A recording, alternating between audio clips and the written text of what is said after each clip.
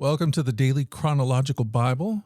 My name's Hunter, and we are reading through the Bible in chronological order as a single story. And that story is all about Jesus. We will look at this whole book through the lens of Jesus. It is a revelation of Him, and He has revealed to us the heart of the Father. He has invited us all to participate with Him in the life that He shares with the Father and the Spirit. Today, day number 5, we are in Genesis chapters 15 through 17 from the New Living Translation. Genesis 15. Sometime later, the Lord spoke to Abram in a vision and said to him, "Do not be afraid, Abram, for I will protect you, and your reward will be great." But Abram replied, "O sovereign Lord, what good are all your blessings when I don't even have a son? Since you have given me no children, Eliezer of Damascus, a servant in my household, will inherit all my wealth. You have given me no descendants of my own, so one of my servants will be my heir." Then the Lord said to him, "No, your servant will not be your heir, for you will have your own son, who will be your heir." Then the Lord took Abram outside and said to him, "Look up into the sky and count the stars if you can. That's how many descendants you will have." And Abram believed the Lord, and the Lord counted him as righteous because of his faith. Then the Lord told him, "I am the Lord who brought you out of Ur of the Chaldeans to give you this land as your possession." But Abram replied, "O sovereign Lord, how can I be sure that I will actually possess it?"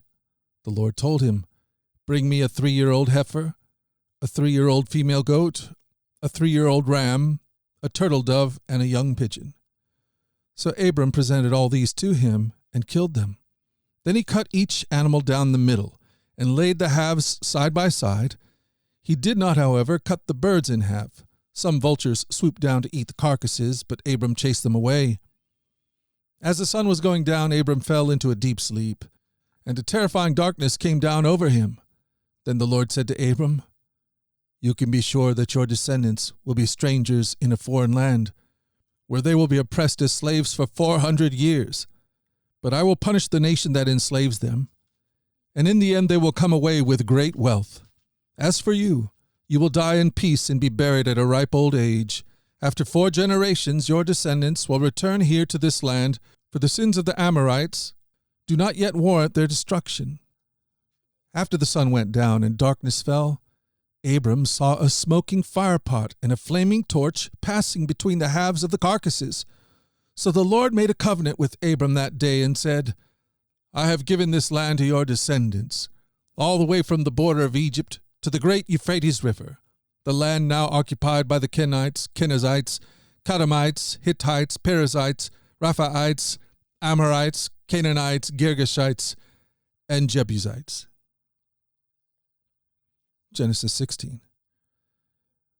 Now Sarai, Abram's wife, had not been able to bear children for him, but she had an Egyptian servant named Hagar. So Sarai said to Abram, "The Lord has prevented me from having children. Go and sleep with my servant. Perhaps I can have children through her." And Abram agreed with Sarai's proposal. So Sarai, Abram's wife, took Hagar, the Egyptian servant, and gave her to Abram as a wife. This happened 10 years after Abram had settled in the land of Canaan. So Abram had sexual relations with Hagar, and she became pregnant. But when Hagar knew she was pregnant, she began to treat her mistress Sarai with contempt. Then Sarai said to Abram, "This is all your fault. I put my servant into your arms, but now that she's pregnant, you treat me with contempt. The Lord will show who's wrong, you or me." Abram replied, "Look, she is your servant, so deal with her as you see fit." Then Sarai treated Hagar so harshly that she finally ran away. Then the angel of the Lord found Hagar beside a spring of water in the wilderness, along the road to Shur. The angel said to her, "Hagar, Sarai's servant, where have you come from and where are you going?" "I'm running away from my mistress Sarai," she replied. The angel of the Lord said to her, "Return to your mistress and submit to her authority." Then he added, I will give you more descendants than you can count. And the angel also said, You are now pregnant and will give birth to a son. You are to name him Ishmael, which means God hears, for the Lord has heard your cry of distress. This son of yours will be a wild man, as untamed as a wild donkey. He will raise his fist against everyone, and everyone will be against him. Yes, he will live in open hostility against all his relatives. Therefore Hagar used another name to refer to the Lord, who had spoken to her. She said, You are the God who sees me. She also said, Have I truly seen the one who sees me? So that well was named Beer Lahorai, which means well of the living one who sees me. It can still be found between Kadesh and Bered. So Hagar gave Abram a son, and Abram named him Ishmael. Abram was 86 years old when Ishmael was born. Genesis 17. When Abram was 99 years old, the Lord appeared to him and said, I am El Shaddai, God Almighty. Serve me faithfully and live a blameless life. I will make a covenant with you by which I will guarantee to give you countless descendants. At this, Abram fell face down on the ground. Then God said to him, This is my covenant with you. I will make you the father of a multitude of nations. What's more, I am changing your name. It will no longer be Abram. Instead, you will be called Abraham. For you will be the father of many nations. I will make you extremely fruitful. Your descendants will become many nations, and kings will be among them. I will confirm my covenant with you and your descendants after you from generation to generation. This is the everlasting covenant. I will be your God, and the God of your descendants after you. And I will give the entire land of Canaan, where you now live as a foreigner, to you and your descendants. It will be their possession forever, and I will be their God. Then God said to Abraham, Your responsibility is to obey the terms of the covenant. You and all your descendants have this continual responsibility. This is the covenant you and your descendants must keep. Each male among you must be circumcised. You must cut off the flesh of your foreskin as a sign of the covenant between me and you. From generation to generation, every male child must be circumcised on the 8th day after his birth. This applies not only to members of your family, but also to the servants born in your household, and to the foreign-born servants whom you have purchased. All must be circumcised. Your bodies will bear the mark of my everlasting covenant. Any male who fails to be circumcised will be cut off from the covenant family for breaking the covenant. Then God said to Abraham, regarding Sarai, Your wife, her name will no longer be Sarai. From now on, her name will be Sarah.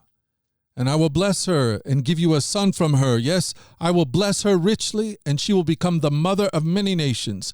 Kings of nations will be among her descendants. Then Abraham bowed down to the ground, but he laughed to himself in disbelief. How could I become a father at the age of 100, he thought, and how can Sarah have a baby when she is 90 years old? So Abraham said to God, May Ishmael live under your special blessing. But God replied, No, Sarah, your wife, will give birth to a son for you, and you will name him Isaac, and I will confirm my covenant with him and his descendants as an everlasting covenant. As for Ishmael, I will bless him also, just as you have asked. I will make him extremely fruitful and multiply his descendants. He will become the father of 12 princes, and I will make him a great nation.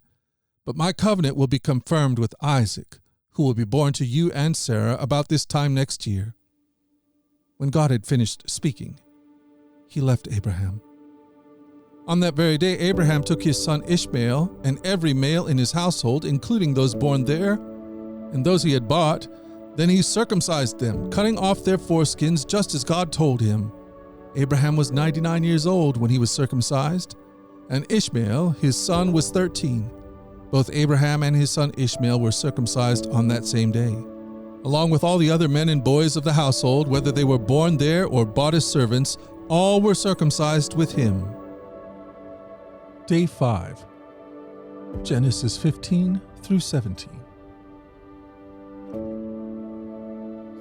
The Daily Chronological Bible, Join us at our flagship podcast, The Daily Radio Bible, where we read through the entire Bible over the course of a year.